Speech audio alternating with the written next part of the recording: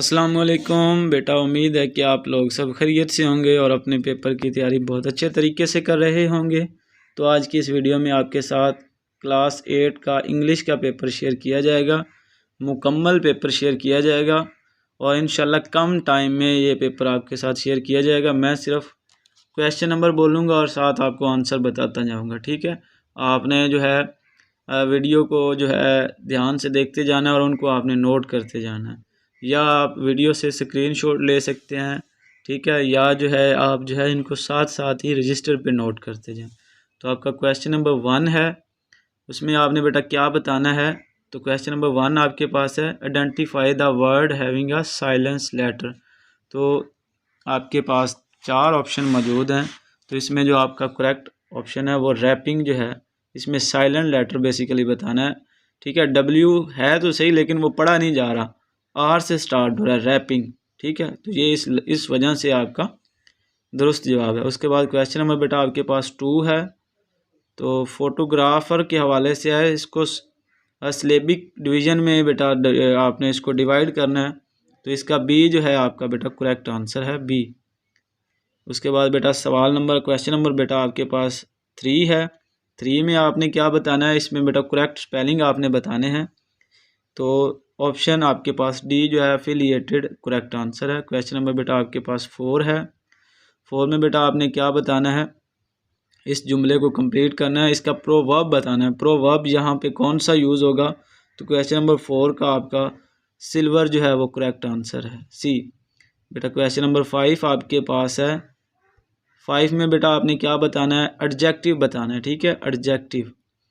तो एडजेक्टिव इसमें आपने जो है क्वेश्चन नंबर 5 का आपके पास बी जो है क्रिएटिव, ठीक है, क्रिएट से क्या, क्रिएटिव आपका करेक्ट आंसर है। क्वेश्चन नंबर बेटा आपके पास 6 है। 6 का आपने क्या जवाब है, फिगर ऑफ स्पीच, ठीक है, ये सेंटेंस है, my brother is a walking, ठीक है। तो इसमें आपका जो करेक्ट आंसर है 6 का, जो आपके पास करेक्ट आंसर है वो आंसर ए है, ठीक है।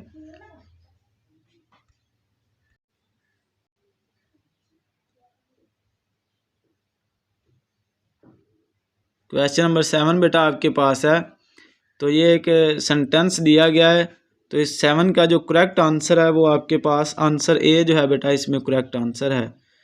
क्वेश्चन नंबर बेटा 8 आपके पास है। 8 का जो आपके पास करेक्ट आंसर है वो आपके पास ए जो है वो करेक्ट आंसर है, ऑप्शन ए। क्वेश्चन नंबर 9 का आपके पास जो करेक्ट आंसर है वो सी बेटा आपका हैप्पीनेस आपका करेक्ट आंसर है। क्वेश्चन नंबर आपके पास बेटा 10 है। 10 में आपने जो है एप्रीकिएट का आपने बताना है, एंटोनिम बेसिकली आपने बताना है। तो 10 का जो है ए जो है आपका बेटा करेक्ट आंसर है। क्वेश्चन नंबर 11 का आपके पास बेटा डी जो है इसमें आपका करेक्ट आंसर है, ठीक है। उसके बाद क्वेश्चन नंबर आपके पास 12 है बेटा। 12 में एक सेंटेंस दिया गया है, इसमें आपने करेक्ट जो है सेंटेंस इसको कंप्लीट करना है, प्रोपोजिशन इसमें आपने बतानी है। तो इसमें आपका ऑप्शन डी सिंस आपका करेक्ट आंसर है। क्वेश्चन नंबर बेटा आपके पास 13 है। 13 में आपने बेसिकली सेंटेंस को बताना है कि ये किस टाइप का सेंटेंस है। तो 13 का आपके पास सी ऑप्शन एक्सक्लेमेटरी जो है आपका करेक्ट आंसर है, ठीक है। उसके बाद क्वेश्चन नंबर 14 आपके पास है। 14 का आपके पास दुरुस्त जवाब वो आपके पास बी ऑप्शन आपका राइट ऑप्शन है। क्वेश्चन नंबर 15 बेटा आपके पास है। 15 का जो आपके पास करेक्ट आंसर है वो आंसर ए बेटा आपका बट आल्सो आपका करेक्ट आंसर है। क्वेश्चन नंबर बेटा आपके पास 16 है। इसमें 16 का जो आपके पास करेक्ट आंसर है वो आंसर बेटा आपके पास डी जो है पास्ट कंटिन्यूस टेंस आपका करेक्ट आंसर है। क्वेश्चन नंबर आपके पास 17 है। 17 का बेटा आपके पास जो करेक्ट आंसर है वो आंसर सी आपका एन जो है वो करेक्ट आंसर है। क्वेश्चन नंबर 18 का जो आपके पास करेक्ट आंसर है वो आपके पास बी ऑप्शन गॉट आप करेक्ट आंसर है। क्वेश्चन नंबर आपके पास बेटा 19 है। 19 का जो आपके पास करेक्ट आंसर है वो आंसर बी आपका we must not reach there later than 7 o'clock आपका करेक्ट आंसर है। क्वेश्चन नंबर बेटा आपके पास 20 है। 20 का जो आपके पास करेक्ट आंसर है वो आपका आंसर बी आपका करेक्ट है। क्वेश्चन नंबर 21 बेटा आपके पास है।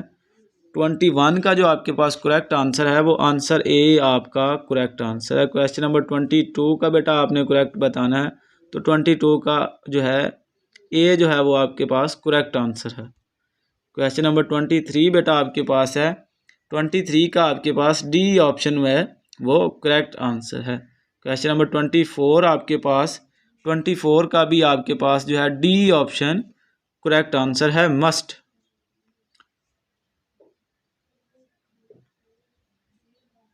बेटा क्वेश्चन नंबर 25 का जो आपके पास आंसर है वो आपका बी जो है वो करेक्ट आंसर है। ठीक है, क्वेश्चन नंबर आपके पास 26 का करेक्ट आंसर आपने बताना है, तो वो आपके पास ए जो है वो करेक्ट आंसर है। क्वेश्चन नंबर 27 आपके पास है, 27 का आपके पास ए जो है वो करेक्ट आंसर है। बेटा क्वेश्चन नंबर 28 का जो आपके पास करेक्ट आंसर है वो आपके पास ऑप्शन बी करेक्ट आंसर है। क्वेश्चन नंबर 29 का आपने बेटा करेक्ट आंसर बताना है, तो वो आपके पास सी है वो आपका करेक्ट आंसर है। क्वेश्चन नंबर 30 आपके पास बेटा, 30 का आपके पास ए ऑप्शन आपका राइट ऑप्शन है। क्वेश्चन नंबर बेटा आपके पास 31 है, 31 का जो आपके पास सी ऑप्शन आपका करेक्ट आंसर है। क्वेश्चन नंबर 32 बेटा आपके पास है, which pair of word is homograph, तो 32 का आपके पास जो करेक्ट आंसर है वो आंसर ए आपका इसमें करेक्ट आंसर है। क्वेश्चन नंबर 33 आपके पास है, 33 का आपके पास ए जो है आपका करेक्ट आंसर है। क्वेश्चन नंबर 34 का आपके पास सी ऑप्शन आपके पास है, इम्पेरेटिव जो है आपका इसमें सेंटेंस वो करेक्ट आंसर है। उसके बाद बेटा क्वेश्चन नंबर 35 आपके पास है, 35 का जो आपके पास करेक्ट आंसर है वो आंसर बी आपका करेक्ट आंसर है। उसके बाद बेटा ये एक पैराग्राफ दिया हुआ है, तो इसी में से उन्होंने सवाल बनाया और इसी में से ही उन्होंने जवाब आपने ढूंढना, खुद ही सवाल उन्होंने बनाया हुआ है।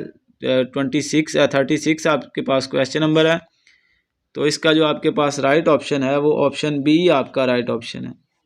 क्वेश्चन नंबर आपके पास 37 है, 37 का आपके पास करेक्ट ऑप्शन जो है वो आपके पास डी जो है वो आपका करेक्ट ऑप्शन है। क्वेश्चन नंबर आपके पास 38 है बेटा, 38 का भी आपके पास जो है वो डी ही करेक्ट आंसर है।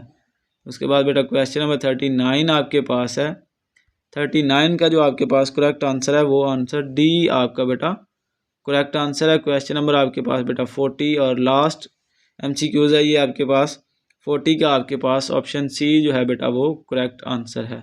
इसके बाद जो है आपके पास हिस्सा इंशाइया यानी लॉन्ग सवाल हैं, तो वो भी आप अभी देख लें। पेपर सेशन 2 है बेटा आपके पास, तो उसमें सवाल नंबर आपके पास 41 है। क्या करना है, ये बेटा एक पैराग्राफ दिया गया है, ठीक है। इस पैराग्राफ को उसने 3 हिस्से में तकसीम किया, यानी 3 तरह के इस पैराग्राफ से उसने सवाल बनाए।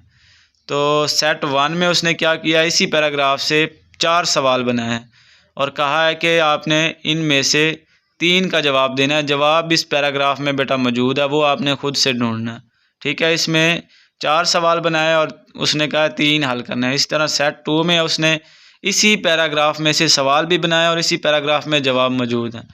तो ये इसने 3 सवाल बनाए हैं, उसने कहा कि 2 को हल करना है। सेट 3 में उसने 2 सवाल बनाए हैं, उसमें से आपने 1 को हल करना है। तो पहला आपके पास 6 नंबर का, दूसरा भी 6 नंबर का और आपके पास तीसरा जो है वो 4 नंबर का है। फिर उसके बाद सवाल नंबर आपके पास 42 है। इस पैराग्राफ को आपने अच्छे तरीके से पढ़ना है और इस पैराग्राफ को दोबारा लिखना है और आपने इसमें गलतियाँ जो है वो नोट करनी है कि किस लेटर्स को उसने छोटा लिखा है, कहाँ स्पेलिंग की मिस्टेक है, कहाँ पे उसने कॉमा नहीं लगाया, कहाँ पे उसने फुल स्टॉप नहीं लगाया।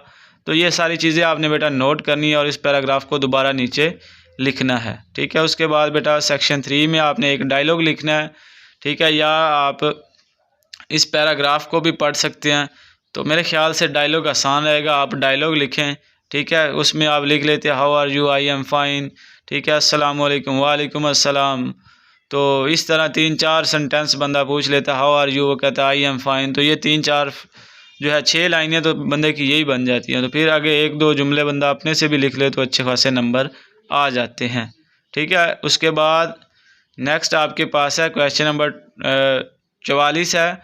उसमें उसने कहा है कि लेटर आपने लिखना है अपकमिंग एग्ज़ामिनेशन है, ठीक है, आपका पेपर जो है वो बिल्कुल करीब है, तो आपने हॉस्टल में रहना है, तो आपने लेटर लिखना है, या फिर एक और लेटर है, वो भी लेटर ही है बेटा, वो भी आप लिख सकते हैं, जो जौन सा मर्जी आपने लिख लेना है।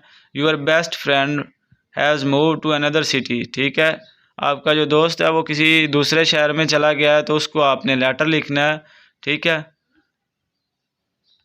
उसके बाद बेटा सवाल नंबर आपके पास 45 है, तो इसमें बेटा ये बेसिकली आप कह लें कि ये मजबून है, ठीक है, ऐसे है, तो या आप रिस्पॉन्सिबिलिटी पे 10 जुमले लिखेंगे या आप इम्पोर्टेंस ऑफ डिसिप्लिन पे 10 जुमले लिखेंगे, जिस पे मर्ज़ी आपने अपने पास से 10 जुमले लिख लेने हैं, या आप अपने जो है वो इसको याद भी कर सकते हैं, ठीक है।